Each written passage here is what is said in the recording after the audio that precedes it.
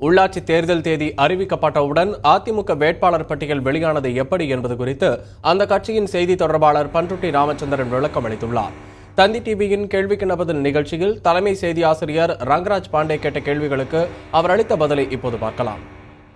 உள்ளாட்சி தேர்தல் அறிவிக்கப்பட்டதும் வேட்புமனு தாக்கல் ஆரம்பிக்கப்பட்டதும் க்ஷண நேரத்தில் நடந்த விஷயமா இருந்தது.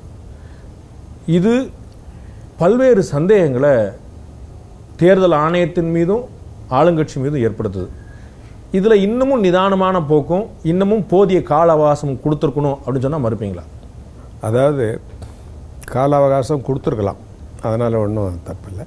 ஆனால் இதுக்கு முன்னேயும் அப்படியே நடந்திருக்கு. நேற்று கூட நீங்கள் உயர்நீதிமன்ற வழக்கை பார்த்துருக்கலாம். 2006 அப்படியே நடந்தது. அதாவது அறிவிப்பு வந்த மறுநாளே வேட்புமனு தாக்கல் செய்வது என்பது ஒன்றும் புதியதல்ல.